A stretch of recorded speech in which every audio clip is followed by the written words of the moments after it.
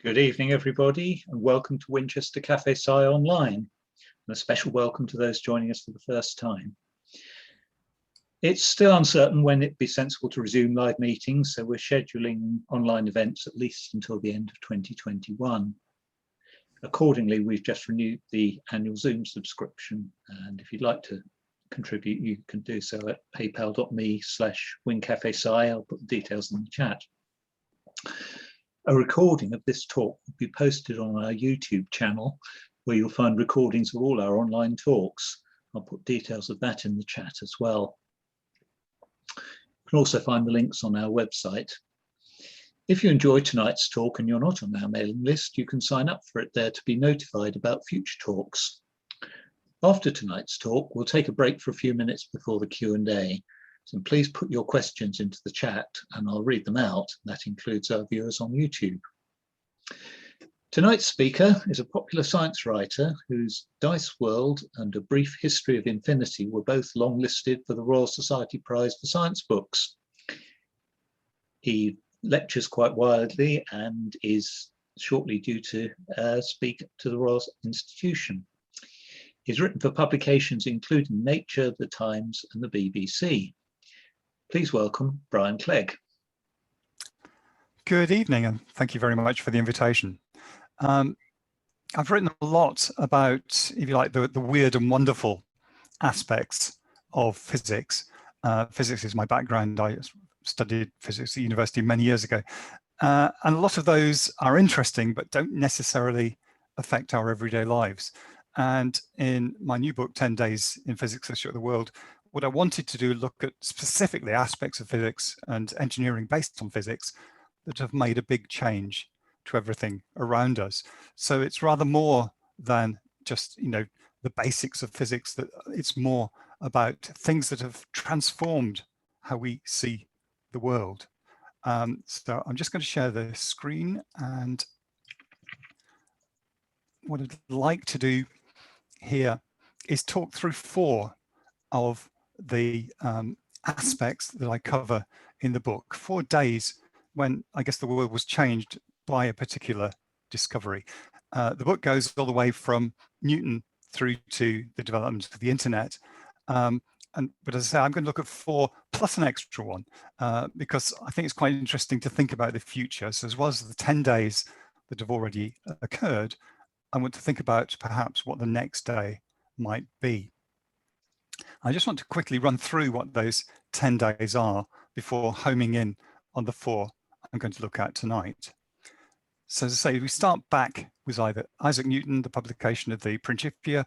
So this is where Newton introduced his laws of motion, the concept of mass, and of course, the law of universal gravitation.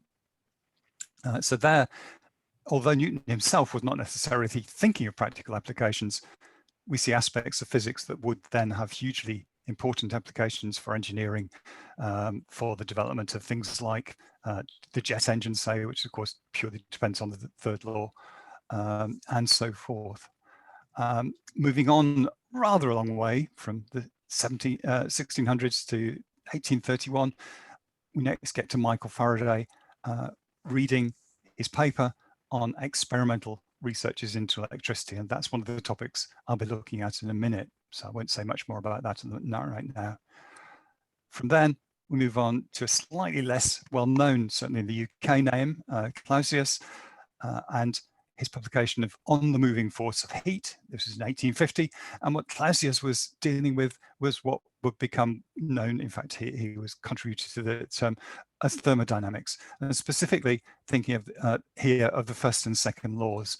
The first law existed to some extent prior to Clausius, but he clarified it. The second law, he went into much more detail, and that would have huge implications for the development of heat engines, so everything from steam engines through to the internal combustion engine and more, and also turbines and things of that kind. And of course also the second law of thermodynamics really is the law that tells us how the world is going to end, but that's not really so much one of the practical applications. Moving on then, just a little way to 1861, we've got really the man who followed on from Faraday, who picked up Faraday's ideas about electricity and magnetism, gave them mathematical rigor, and introduced the concepts of electromagnetism in terms of a mathematically described system, prefigured the idea of radio and electromagnetic waves, and would have a huge influence on the development of things based on electromagnetism. Bit of a jump forward then again to Marie Curie, the only woman in this particular list, simply reflecting, I think, on the nature, frankly, of physics historically. When I went to university and studied physics in the 70s, I've got, in fact, on my wall here, a picture of our final year at Cambridge, and there are about 200 of us in this picture, and I think there are 4 women out of the 200, possibly 5. There's enough long hair around that it's not totally clear. But the fact is that things have changed a lot. But looking back historically, we are talking about an area that was dominated by male researchers, certainly in the 19th century and earlier. So Marie Curie really breaking through there with her discovery of polonium and radium, and the implications that would have. Also her work on using X-rays in medicine. Moving on to the 6th day, and this is the second one I'll actually be covering tonight, Albert Einstein publication of his paper, Does the Inertia of a Moving Body Depend on its Energy Content? Which, as the name of the paper, really doesn't tell you that much about what it does, but it's a very significant paper, and we'll hear more about that in a moment, as we will about the 1911 work by Heike Kamerlingh-Onnes, who was a Dutch physicist, and his discovery of superconductivity. For the final 3 days I cover in the book, I've moved more into the engineering based on physics, engineering that required physics for it to happen. And so the next day in the book is the first demonstration of a working transistor by John Bardeen and Walter Brattain in America. Then we move on in 1962 to the patent being filed for the light emitting diode. By the time we get to this point, I've got 2 people listed, but actually we're talking about quite a lot of people involved, particularly with the light emitting diode. Nobody's really sure which date to put as where it all started. So I've gone for the pair who actually patented it first. There was an earlier development, and there were plenty of others afterwards. But this key date I've gone for there is 1962. And finally, the last date I've gone for in the book is Steve Crocker and Vince Cerf's involvement in the setting up of the internet, which would have so many implications. Now, I'll go into that in a bit more detail in a moment as well. But obviously, for one thing, we would not be doing this today without the internet underlying the use of Zoom. So 10 days where an announcement is made or a discovery has been made of something that would then have a transformative value to everyday lives. So I'm going to start tonight of the 4 I'm going to go into with Michael Faraday in 1831. I think it's quite nice when you're thinking back to these periods to think, well, what was happening then? What is it? What kind of period is it? So I just picked out a few things that were happening that year. The Hunchback of Notre Dame was published. They found where the North Magnetic Pole was located. We had a couple of coronations, King Leopold of the Belgians and William IV here. The HMS Beagle of scientific interest set off from Plymouth with Charles Darwin on board for his great expedition, where he would do the work that many years later would result in the publication On the Origin of Species. And it also happened to be the birthday, but the birth year rather, of James Clerk Maxwell, who, as I mentioned already, was very much the successor of Faraday and covered in another day in the book. Now, Faraday was 40 at this date, so relatively old actually for a scientific discovery, a significant scientific discovery. He was very different from modern physicists.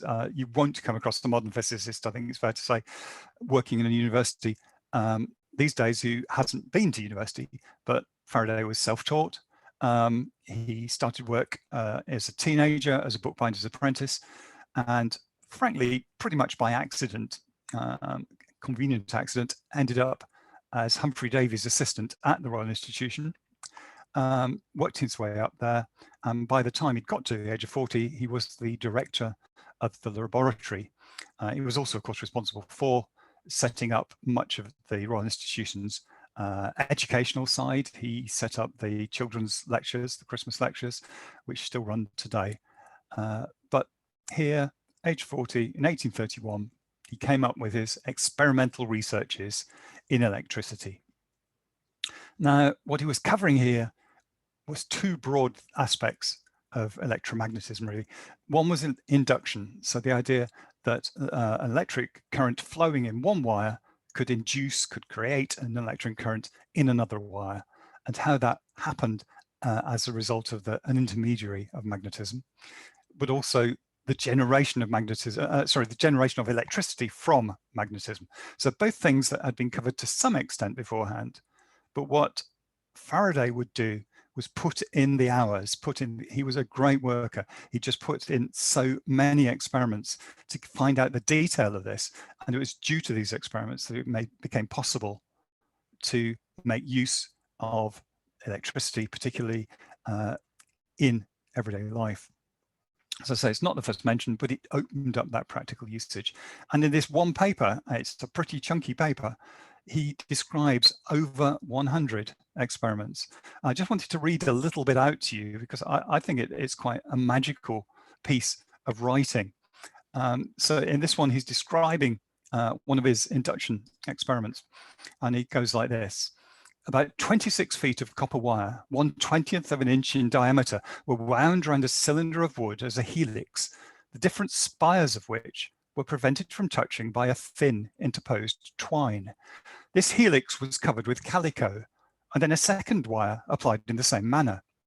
In this way, 12 helices were superposed, each containing an average length of wire of 27 feet, and all in the same direction. The first, third, fifth, seventh, ninth, and 11th of these helices were connected at their extremities end to end, so as to form one helix. The others were connected in a similar manner, and thus two principal helices were produced, closely interposed, having the same direction, not touching anywhere, and each containing 155 feet in length of wire. I think it's just a beautifully dramatic description. And he goes into great detail in each of these experiments, exactly what he did, exactly what the results of the experiments were. Now, as I've mentioned already, he wasn't really a theoretician. He's a very practical scientist. He wasn't a mathematician. That would take Maxwell to sort that side out. But he was hugely practical. And out of that practicality came really a transformation in the nature of electricity. So historically, frankly, electricity had been a bit of a parlor trick. You made interesting sparks. You made things be attracted by electrostatic attraction. But it wasn't something anybody thought of as a practical thing.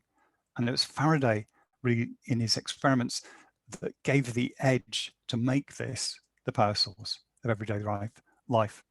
So specifically coming out of that paper, a lot of the detail of how to produce electrical generators, electrical transformers, which work by this concept of induction, and for that matter, what's something that's increasingly common now, but certainly wasn't then, wireless charging, again, requires the use of induction. So this things that he started with this paper coming out into everyday life. Obviously, I can go into a lot more detail in the book, but I just want to give you a little overview, a little picture of these 4 days and what happened on them. So I'm going to move on to the second day now, and this involved Albert Einstein, reasonably well-known physicist, I think it's fair to say, in the publication of his paper, Does the Inertia of a Body Depend on its Energy Content? And this was published on the 21st of November 1905. Now, if you remember, I like to look at what happened in a year, and arguably, certainly to my viewpoint, the most important thing about the year 1905 was Albert Einstein. This was his annus mirabilis. This was the year in which he wrote 4 incredible papers, each of which would have a huge impact on physics. The first one effectively proved the existence of atoms and molecules. At the time, it was still disputed, even in 1905, whether or not they really existed.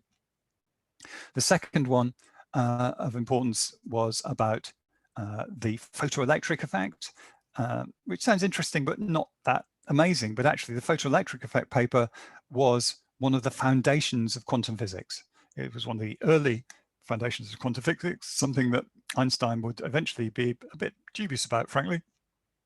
But he laid the ground there with that work, and that was the paper, his paper on the photoelectric effect, that won him the 1921 Nobel Prize in Physics. The third paper in 1905, or the third important one, he did write more, was on the special theory of relativity, or introducing that theory.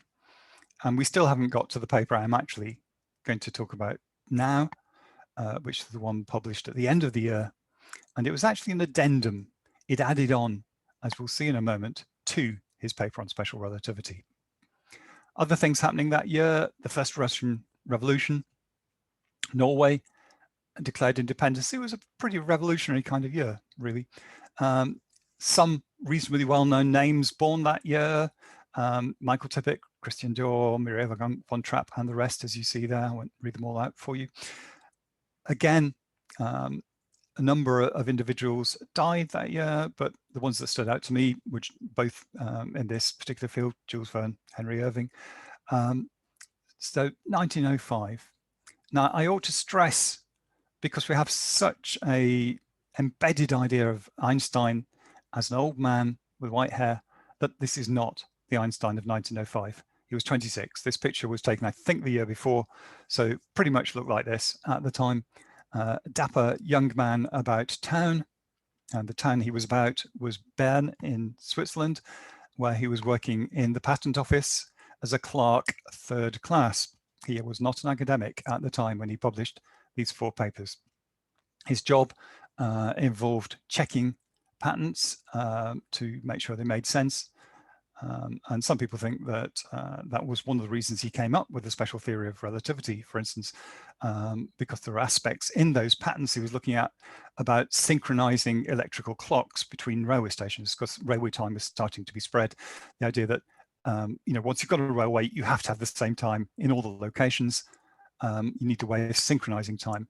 And one of the early ideas that went into the special theory of relativity was about synchronizing the idea of simultaneity, when two things simultaneous. So that had an influence on him. But the other thing is, it meant he had a lot of spare time. It was a job he could do very easily. He had lots of time to spare, lots of time to think.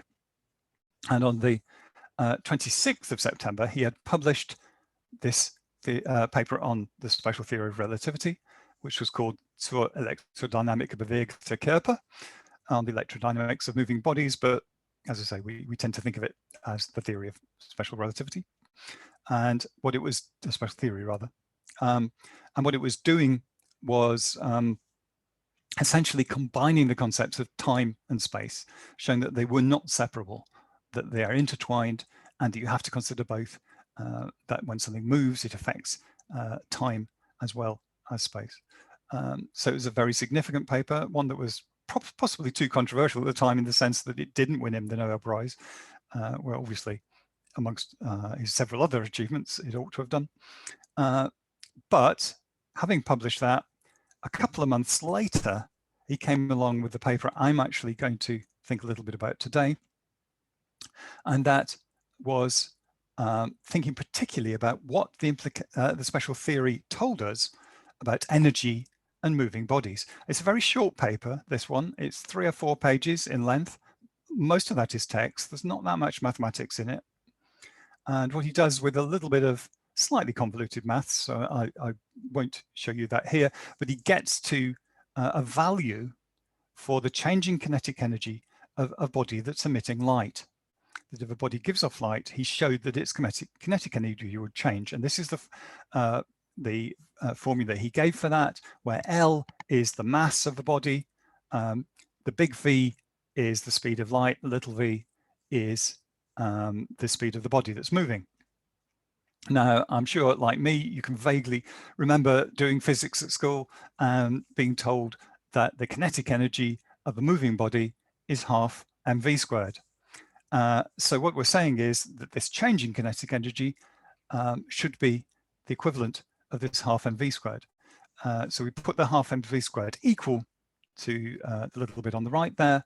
Then we can see the halves cancel out. The v squared, that's a little v on the right, just cancel out. So what we're left with is the change in mass is L divided by v squared.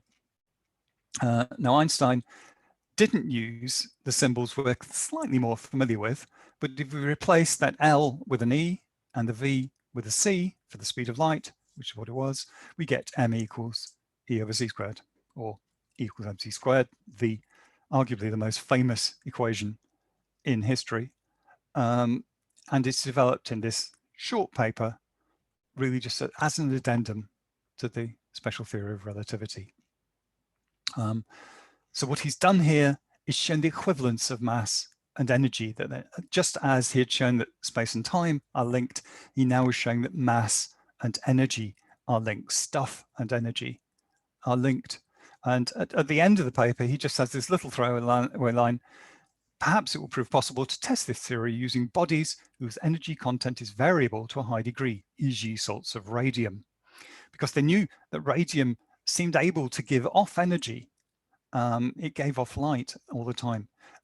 It was doing that energy was coming from somewhere, and he was saying, maybe it'll be possible, maybe you can actually do something with it, with this radium stuff, this radioactive stuff, and show how the mass is converting to energy. But bear in mind, Einstein was a theoretician, he wasn't a practical person. He certainly didn't think through the consequences at the time of the use of this that would be twofold. I guess if you like, the light and dark sides of it in terms of generating useful power or in terms of atomic weapons. But certainly out of that tiny paper came this very big impact on the world. So that's our second of my days. We've seen Faraday, we've seen Einstein, both well-known names. So for the third one I'm going to talk about today a little bit, I want to move on to Heike Kamerlingh-Onnes and his discovery of superconductivity. I'll go into what that is in a moment. We're now in 1911. From the British viewpoint, coronation of George V. It was when Machu Picchu was rediscovered. We saw the Wu-Chang Uprising in China, which was the beginning of the Chinese Revolution. In science, Rutherford and his colleagues in Manchester discovered the atomic nucleus. And I'll come back to that in a moment, actually, because it's an interesting parallel, or rather contrast, to Kamerlingh-Onnes. In terms of people who are born, quite a range here. So Danny Kaye, Ronald Reagan, John Wheeler, who is a very influential American physicist, Lucy Boyle, the writer William Golding.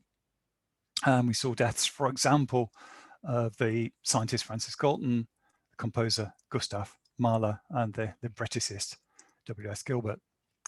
So it's 1911. Kamerlingh-Onnes, the oldest of the people of all of the 10 looked at in this book, and working at the University of Leiden in Holland. Frankly, he was a previous century person. He was very much a 19th century person, and he was old-fashioned by the standards of the day. This is where I was talking about comparing him with Rutherford. Rutherford ran his laboratory in a very collaborative way. He made it very clear which of his assistants had been involved in an experiment. He got their names in there. As far as Kamerlingh-Onnes was concerned, he did the work. You know, the rest were just his minions, and he was said to have treated some of the people in the lab pretty badly. But having said that, he did make some significant discoveries. He was interested in low temperatures, extremely low temperatures, and he was the first person to liquefy helium. To do that, it meant taking it down to minus 268.9 degrees Celsius. It's sometimes easier, frankly, when you talk about these really cold temperatures, to work in kelvins. So these are the units that start at absolute zero, the coldest possible temperature, and go up in units the same size as degrees Celsius, but they're just called kelvins. So this is 4.22 Kelvin, 4.22 degrees above absolute zero. Incredibly cold temperature. And to start with, it was really just a matter of achieving this.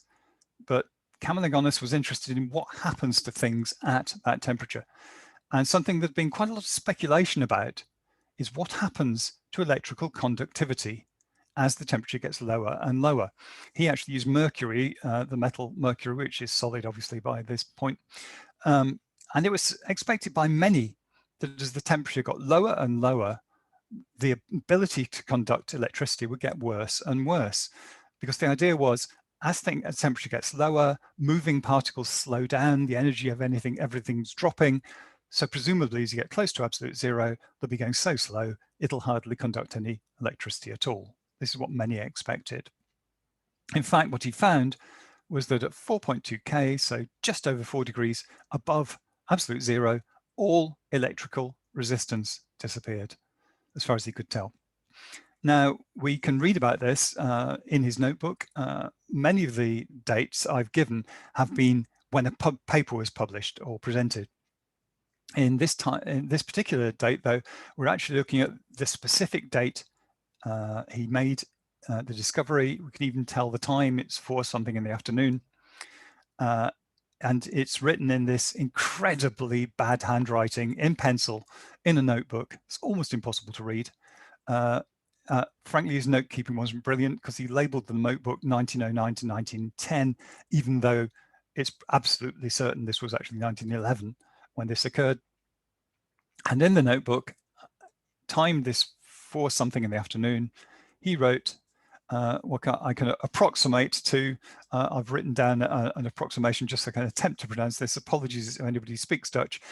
Something like "quich nachenoch nul," nachenoch, something like that. What that translates as is simply quick, almost nothing.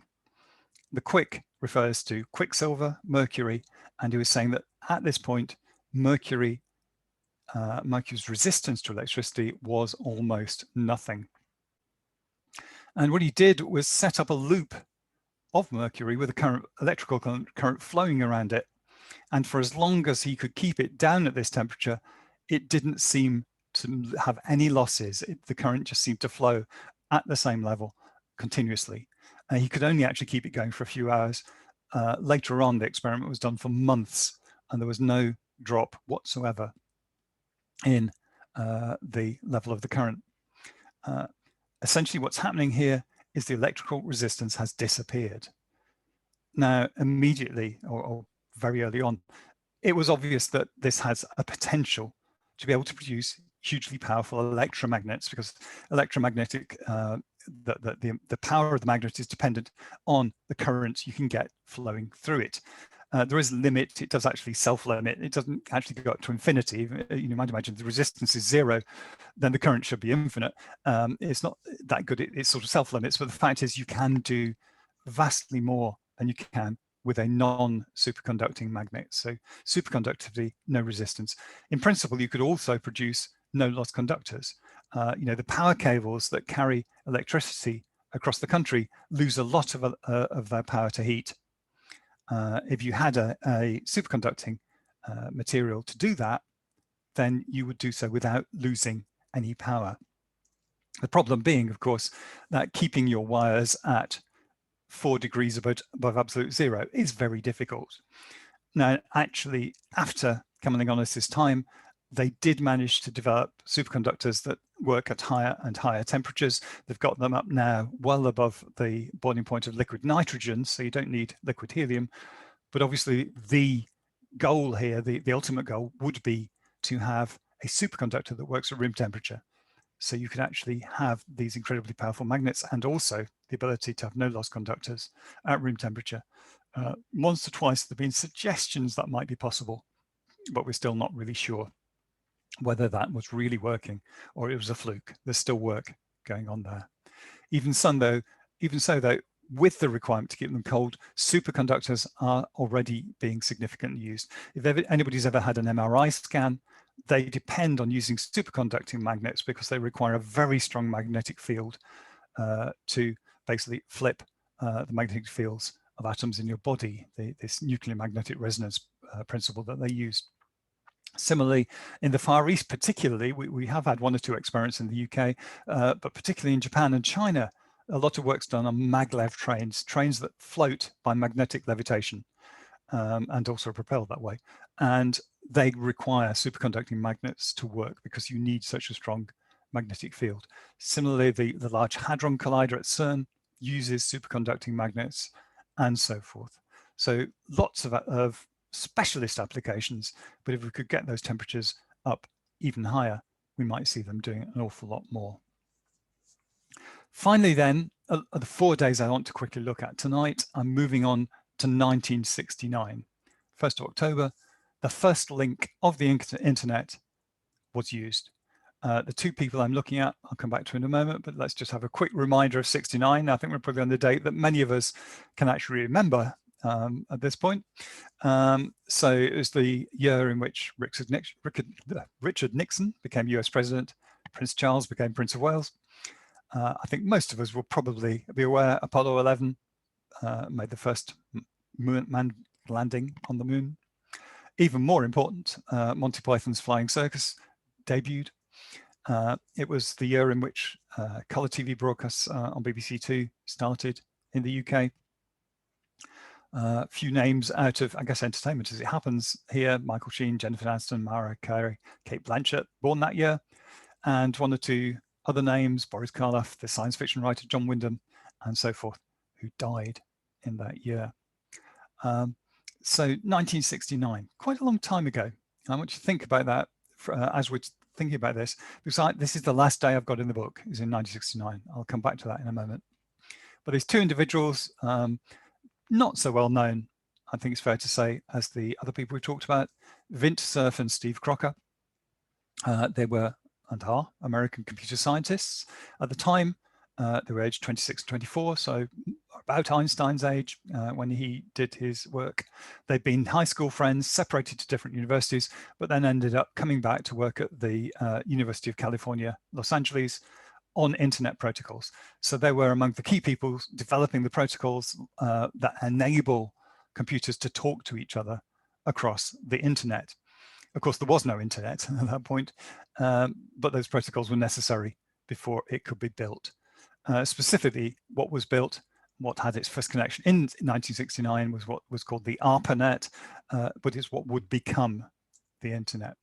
And it was based on two key concepts. It was a distributed network. So instead of being, as the telephone network does, linking A to B, it linked places in a sort of tree-like manner with the trees interconnected. So there are many, many ways for getting from one location to another. It's often been said that it's a myth that this was developed so that the network could keep going after a nuclear war. In fact, that was one of the main reasons for developing the concepts of a distributed network, but the Arpanet itself wasn't set up with that particularly in mind.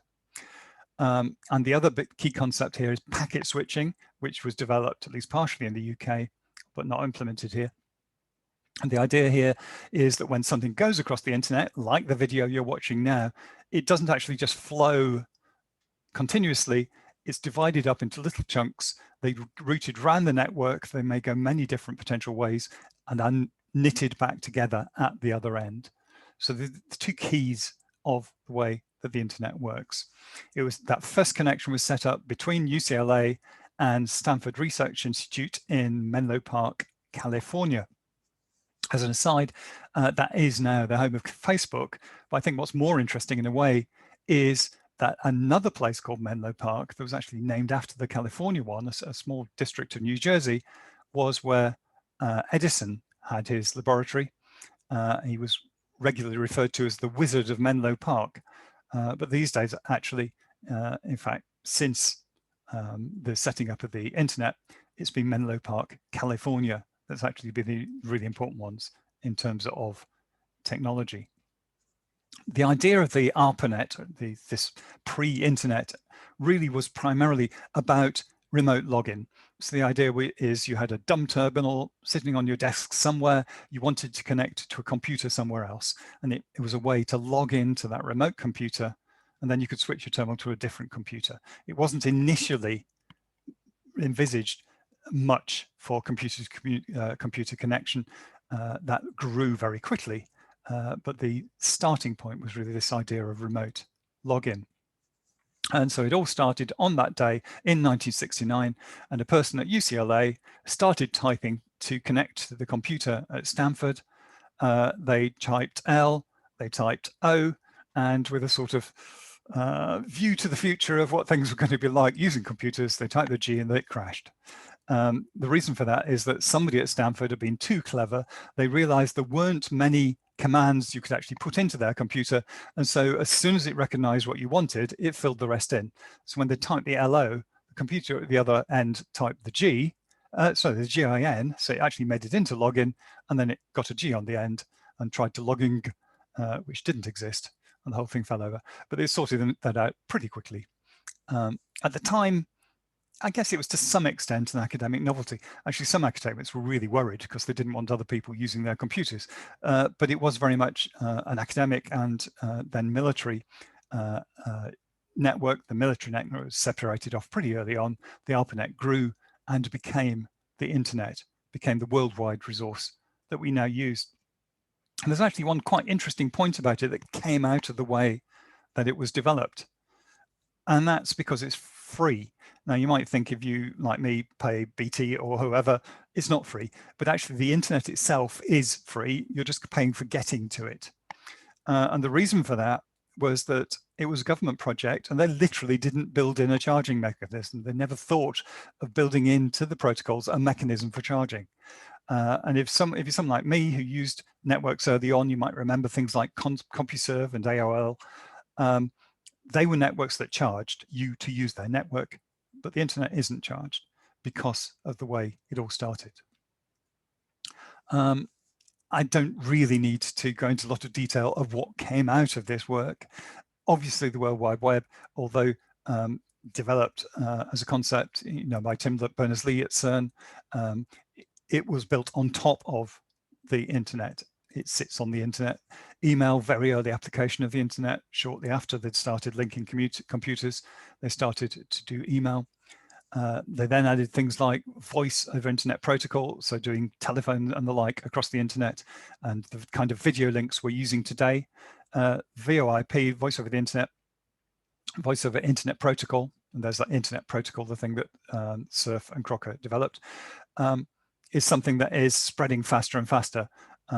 Recently, BT turned off my home telephone. I don't have a copper line into the house anymore.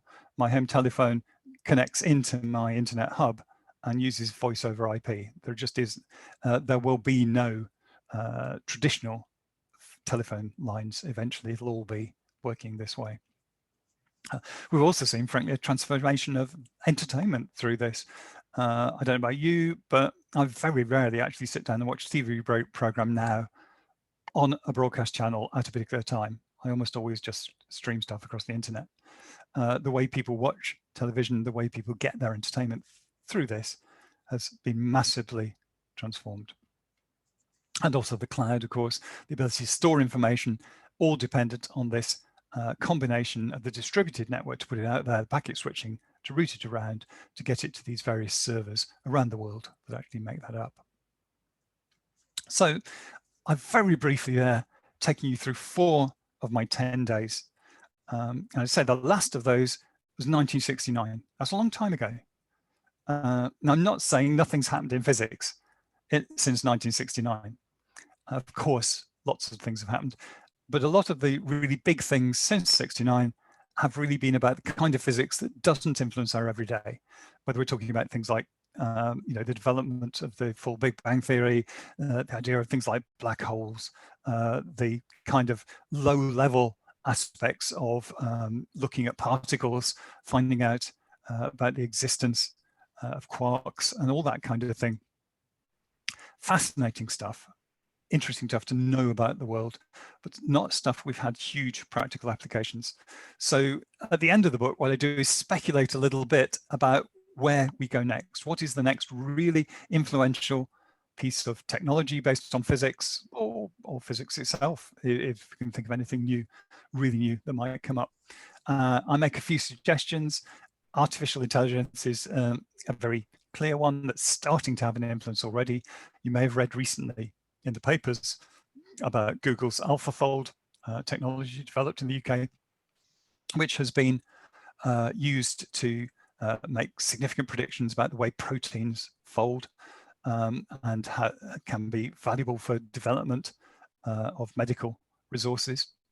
But artificial intelligence, sorry, before I move on, artificial intelligence also is being used in a wide range of things that you may or may not agree with, whether it's the way that self-driving cars might work, or for that matter, in deciding whether people get a loan from the bank. It's something that a lot of people are worried about, want to know more about, but there's no doubt it's having a huge influence.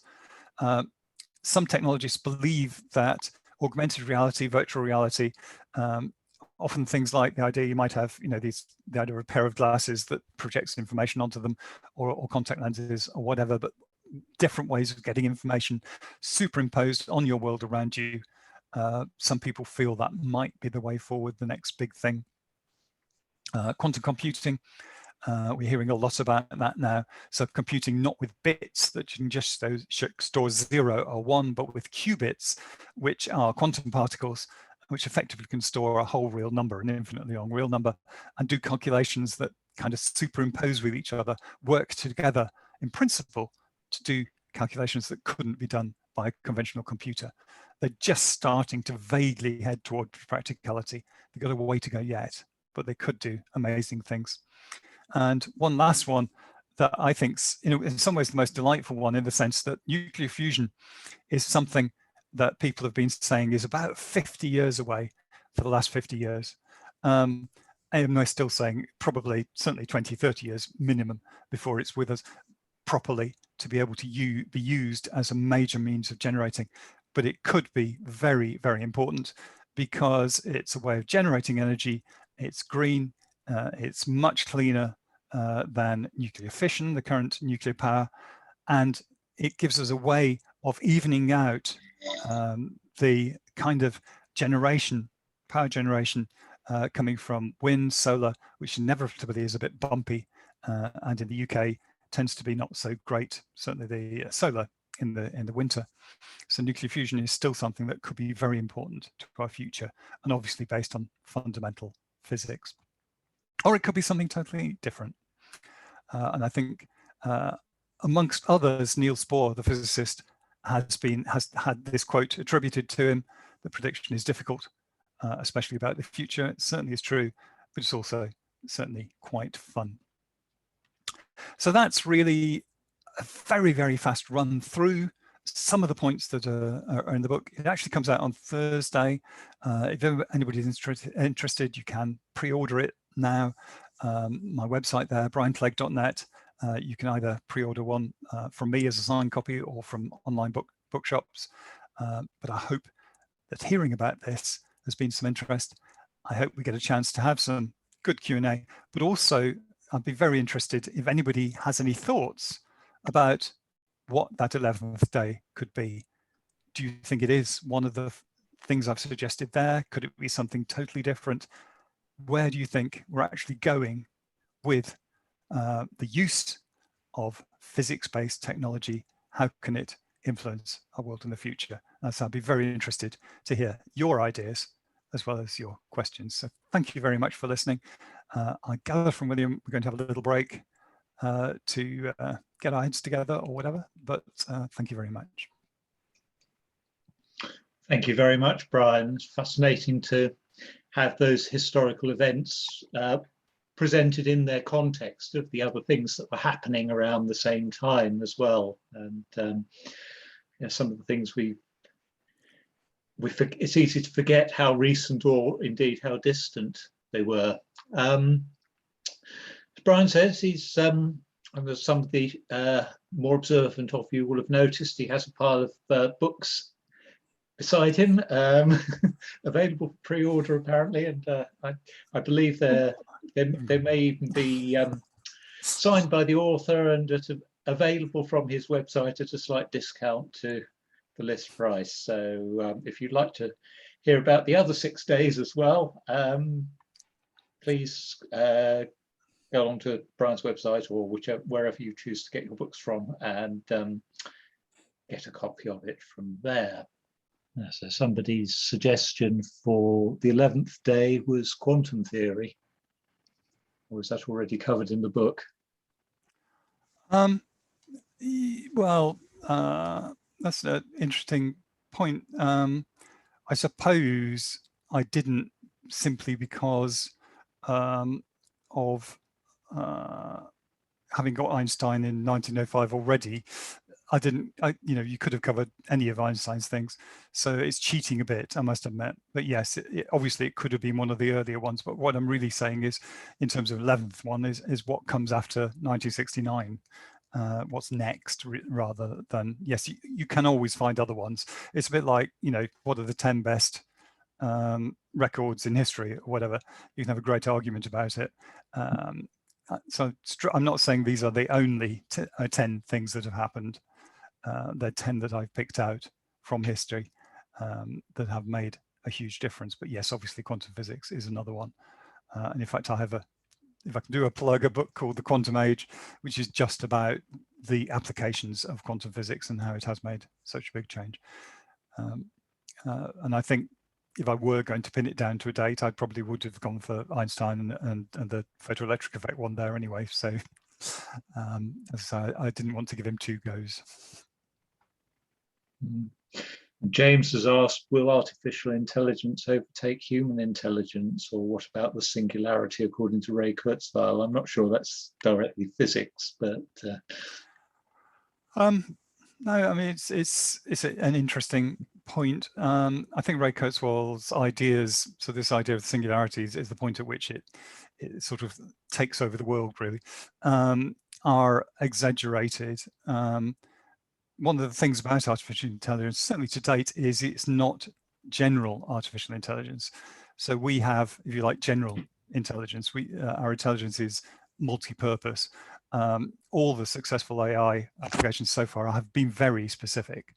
So this AlphaFold program, which is brilliant at working out how to fold proteins, will not tell you how to cross the road.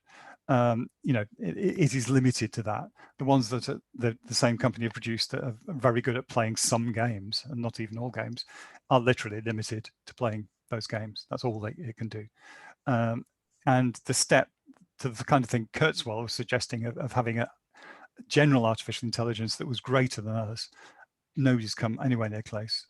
Yes, of course it could happen, but the brain is an incredibly complex device.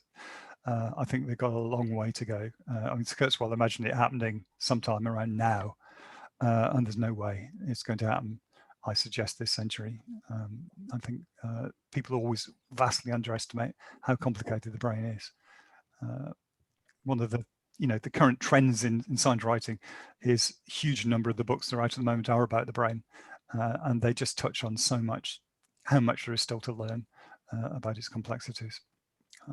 But AI certainly is getting better. It's doing more.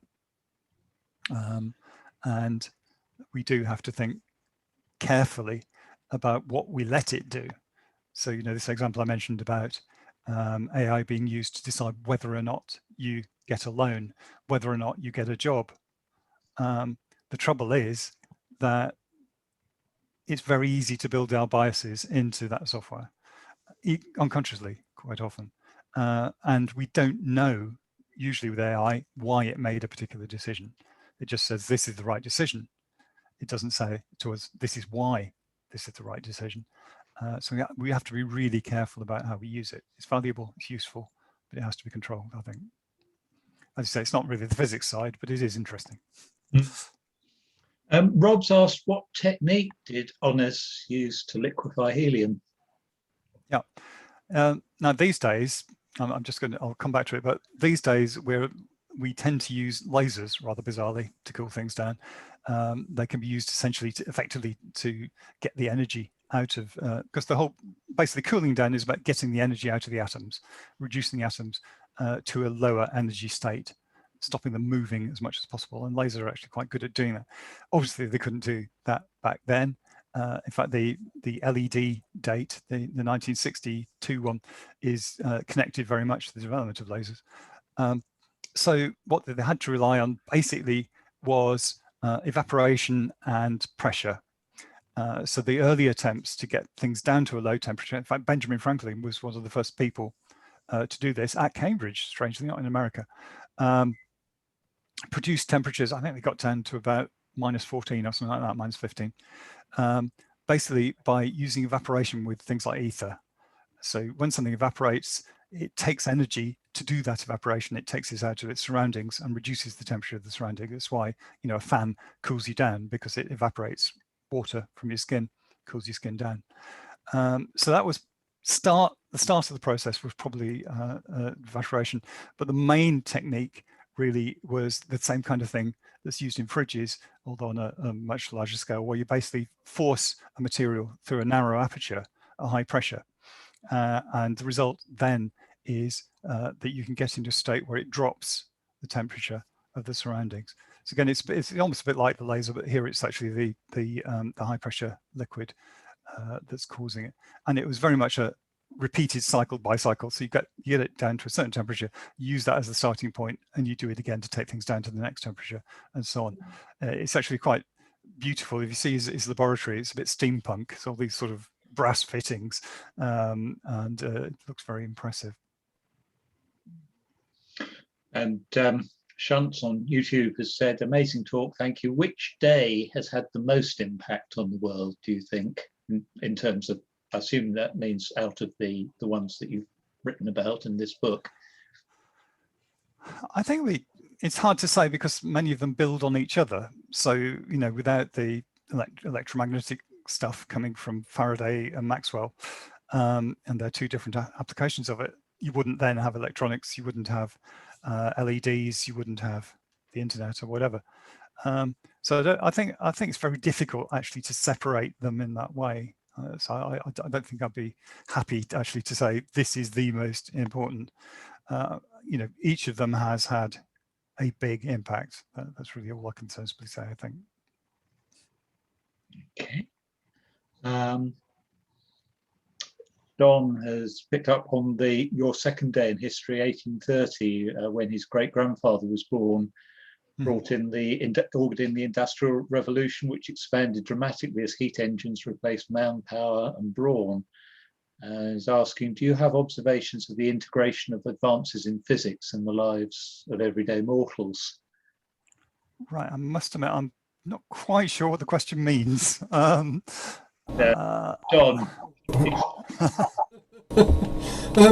Brian, really, I listened to your treatise, as it were, and I see its effect on knowledge and on physics and on thought. And there are bits of application which we see the potential of, and we begin to appreciate the potential of, but many things didn't happen on the particular days that many of the impacts didn't happen on those days. And I just chose 1830, which is, to me, only a couple of generations ago in my family, which was your day too. And I think the sweeping effect on the population at large was essentially the Industrial Revolution.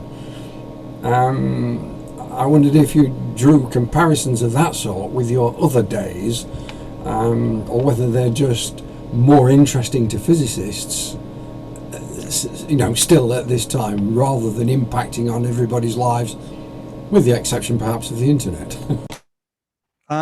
No, absolutely not. The whole point really is, of all of these days, the idea of this as being days that shook the world, is not that shook the world on that day, but that what came from that bit of scientific discovery or that engineering breakthrough did subsequently have a huge impact. That is the case of every one of these 10 days, whether, you know, you're talking about, as you mentioned, electricity, and electromagnetism, whether you're talking about radioactivity and X-rays in the case of Curie, whether you're talking about nuclear power, or coming forward, you know, things like transistors and light-emitting diodes, which I wanted to pick up on the LEDs because they sound a bit trivial. You know, everybody gets excited about lasers, but actually lasers have relatively small range of applications. They're just more exciting. But LEDs are making a huge step forward. If you think about the way we do artificial lighting, you know, for the majority of humanity's existence, that has been basically flames, things burning, from basic fire through to the gas flames that they were using in the 19th century. In fact, when I went to school, our railway station in Rochdale still had gas lights on the station in the 1960s. So gas, burning stuff, first generation. Second generation, you're talking about basic use of electricity, so either incandescent bulbs or where you basically reduce the pressure in a tube and put an electrical discharge across it. So things like neon lights and fluorescent lights. So those are second generation. The third generation, LED, this is purely quantum stuff. It's a quantum technology, and it is transforming the way that lighting works. They did a calculation in the US, and they reckon that within about 10 years, it'll make so much difference using those lights rather than the traditional lights that they will be using so much less electricity in the US by comparison, or for lighting, as the entire consumption of the UK. It's like switching off all the UK's energy, the reduction in the amount of energy using lighting, because an incandescent light bulb is about 4% efficient. An LED is about 50% efficient. So the vast majority, an incandescent light bulb is basically a heater that happens to give off light. 4% to light, 96% to heat. An LED bulb is at least 50%, some of them are even better. And it's like really transformative difference. You know, practically everything I can see around me at the moment is lit now by LEDs, including the computer screen I'm looking at the moment.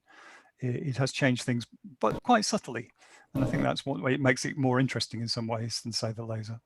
Brian, I wonder then whether it's really the realization in society of the things that are exposed on these particular days, and wonder whether the transfer into society is linear in relation to the passage of time, or exponential in relation to the passage of time. I suspect it might actually be linear. I'm not sure it would be linear in the sense that quite often there's quite a big gap. So for instance, LEDs were patented in 1962. They didn't really do a lot until 5 years ago. The reason for that is basically that all the original LEDs were either infrared or red. And frankly, nobody wants to sit in a red room. Also, frankly, they were very low intensity. The big breakthrough there was actually the blue LED, which is why the 3 Japanese guys won the 2014 Nobel Prize for it, because that was what enabled us to get white light from LEDs. A white LED is actually a blue LED with a phosphor around it that converts some of the blue light into red and green. So it's often not linear, but not exponentially in the normal sense, but more, you may well get a long gestation period where there's very little happening at all after that original idea. Well, lots of trying, but nothing coming out of it. Perhaps you're in, you know, Edison's 97% sweat or whatever it was. And then suddenly you get that uptick as we have with that. And we're not there yet, certainly with some of the things I mentioned on that as a possible 11th day. So, you know, nuclear fusion, as I say, they've been talking about it since at least the 50s, 1950s. And we're still a long way off nuclear fusion being a practical way of powering the grid, but it's still something we're trying to do. I'm intrigued by what you just said about the blue LEDs and the red and green coming from phosphors wrapped around them. How's that then controlled? How do you control the phosphors so that you get the 3-color mix from a single LED? I mean, the phosphor technology is something that has been developed for quite a long time, because that, again, and that's how fluorescent light work. They're basically an ultraviolet light with a phosphor wrapped around them. Absolutely. The bit I was sort of trying to get my head around was, so well, it's basically it's basically a mix of phosphors and transparency. So there's a bit of blue in it, there's a bit of red, and there's a bit of green. And as you know, of course, red, green, and blue are the primary colors of light. It's how your screens generate the white light. If you're just looking at, like I am, the picture of you with your white background, that's coming from red, green, and blue together. Yeah. I don't honestly know the details of how they do it, but I'm assured Right. that it's Okay. basically a mix of phosphors around it that lets a bit of blue through. It combines with the red and green, presumably it's in layers, so that they actually all combined by the time it gets out. Oh, yeah, okay. No, I was just trying to picture how you would actually control the activity of the phosphors in real time, which obviously has to be capable of being done very quickly. I think that was something like that. But okay. Well, they're not changing. It's not like, you know, these aren't the ones where you can change the colors. Those actually have separate red, green, and blue LEDs in them. Yeah. So, you know, things like a Philips Hue lamp that you can actually change the color. Mm. It has separate ones, but the basic standard white type. So you're talking about something that's used for just standard white illumination rather than... Yeah, the 99.999% of usage is basically all the white lights out there. No, I understand. So yeah, so what we're saying is that no, you couldn't do that. You couldn't achieve the sort of fast switching for video or whatever in that way. Oh no, it's not video. No, it's not changing. It's static. I understand what you're saying now. Yeah. Okay. Thanks. Some of the suggestions for an 11th day sound significantly more fanciful than fusion. I think a few other people might have had an injection of gin and crashed. But, so one suggestion was the day we meet ET, extraterrestrials making contact, or vice versa. Or another one was, I won't embarrass Don by mentioning his name, but what about telepathy and teleporting? Okay. It's worth commenting particularly on that one, actually, but just briefly on the ET one, I think it's more a case of it's not really in the same sort of genre, if you like, in that here we're thinking very much of specifically things coming out of physics and physics-based technology. Now, it's quite possible if we did encounter ET, they might have physics-based technologies that we don't have, and we learn something wonderful. But I mean, that is just an open speculation, and you might as well just throw in, okay, this is what we want to do next. It's not something that helps us, I think, discover that what the 11th day will be. Frankly, I think it's reasonably unlikely. I think it's, you know, not. I would not be surprised if there is intelligent life in the universe. I would be very surprised if ET turns up, because it's a heck of a sight bigger out there than you tend to think of. You know, the universe is a big place. So unless ET also has a way of going faster than light, we can go into that if you like at a different time. I'm not too sure about that. The telepathy and teleporting one, you're mentioning earlier on about Nobel Prize winners. I have to say, I've got in a lot of trouble with a Nobel Prize winner,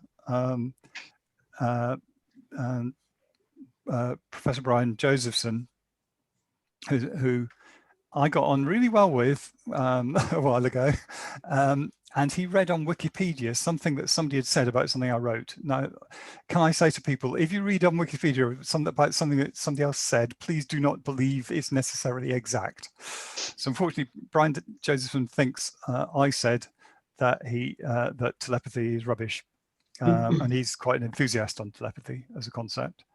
I don't think it's rubbish. I've written a book many years ago called Extrasensory about the studies into attempts to find things like telepathy, and basically said there is no good evidence at the moment, but if there was one that I feel has a chance of there being something, telepathy was it. So I was actually quite nice about it. Frankly, if it does exist, it's a very, very weak phenomenon. So the chances of it ever being something that could be of value to everyday life is pretty small. Sadly, it probably doesn't exist, but if it does, it is a very, very weak phenomenon.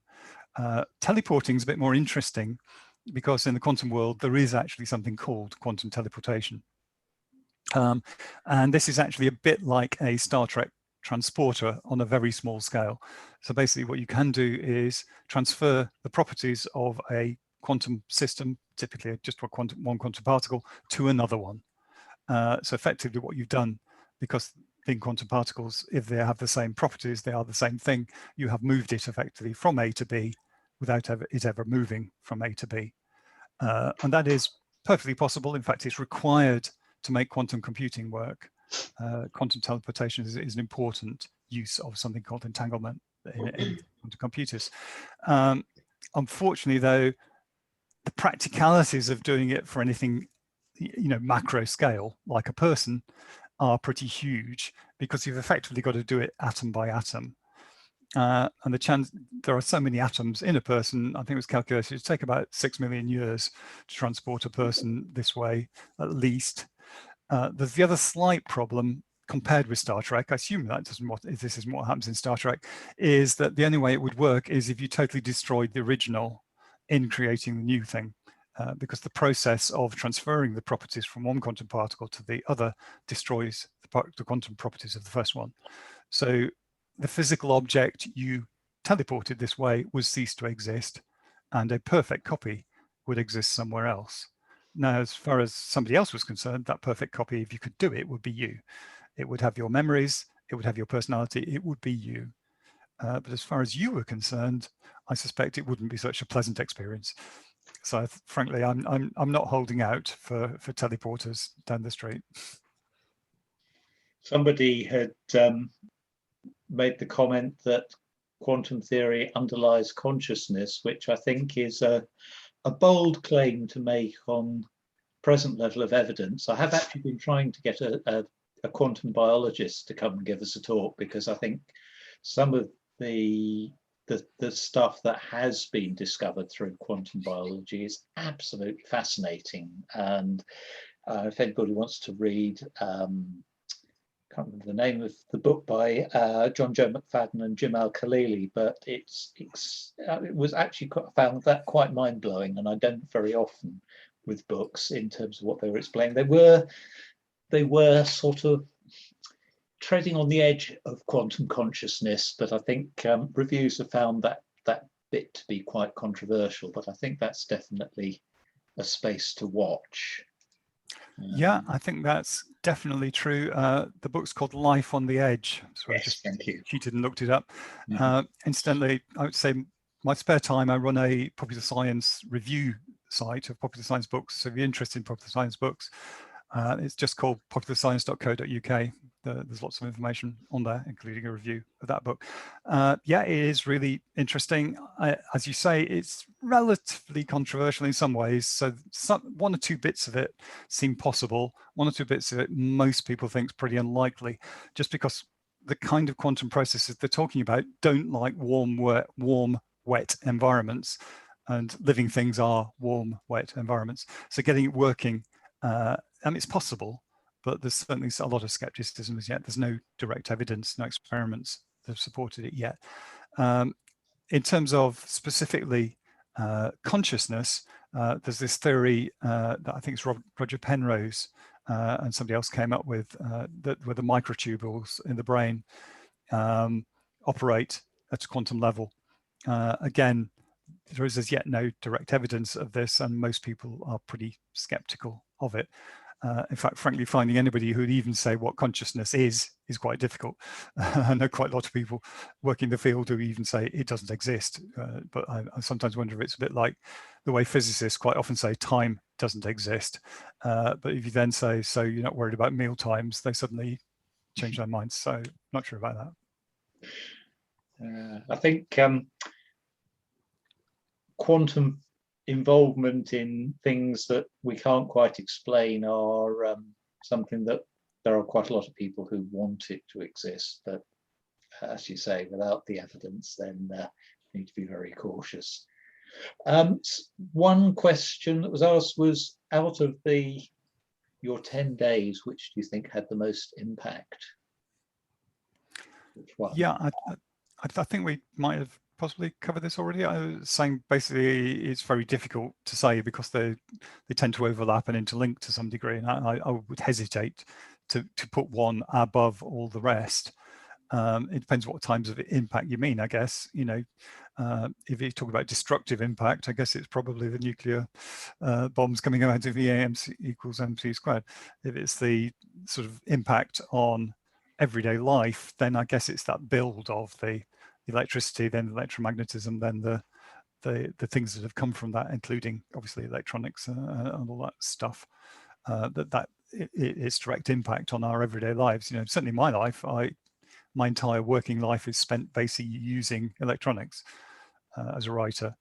I've never met most of the people I work with in publishing physically, although I do sometimes see them this way. But you know, majority of them I've never met, and we work interactively across distances through this. It affects everything. But equally, you know, we had the mention of the Industrial Revolution coming out of both the electrical side and the heat engine side. So, you know, it's really difficult to say there's one that stands out. And indeed, the internet was built on that as well. Yes, yes, of course. Yeah. Okay, and looks like our last question. When was physics, in a way we would recognize today, invented, or when did it begin? Maybe who was the first physicist in the modern sense? Yeah, it's an interesting one. Some would argue if you said who was the first scientist, it's easier because they didn't invent the term scientist until 1834, and so you know you can't say anybody before 1834. That's pedantic at the extreme. Of course, Aristotle used the term physics, but didn't really mean what we now mean by physics. I think you wouldn't find many people who would be unhappy with saying that it wasn't really until Newton that physics in the modern sense started to be seriously considered, because it went beyond description to prediction. So that was one aspect of it. I think the other one I've heard a guy at the Royal Institution argue is that Maxwell actually was the first real physicist, because he was the first one whose mathematics became abstracted from models of reality, and it was modeled in pure mathematical sense. He was really the first one to do it. Most of the physicists at the time, or natural philosophers as they would have called themselves, didn't really get it, didn't understand the maths. It wasn't just Faraday, even people like Lord Kelvin struggled with the mathematics that Maxwell came up with. But now modern physics is just totally driven by maths. Some would say it's too much driven by maths, that actually, you know, physicists are so obsessed with mathematics that they do lots of things that really just is mathematics with no real physical basis. You know, is it science to talk about something you can never do an experiment with? Or is it physics, which a lot of physicists spend a lot of their time doing? But certainly, I think those are the two key points that Newton bringing in the sort of predictive side and some of the maths, and then Maxwell actually making it totally central and core to the way that physics works. Yes, I think there's I can identify with that from my the incidence of the essentiality of maths in physics was perhaps my nemesis as a student. Why I would never have made a good physicist, unfortunately. But that brings us to the end of the formal meeting. Many thanks to Brian for a fascinating talk combining history and physics. And thanks to you all for attending. And we look forward to seeing you all next month. Good night.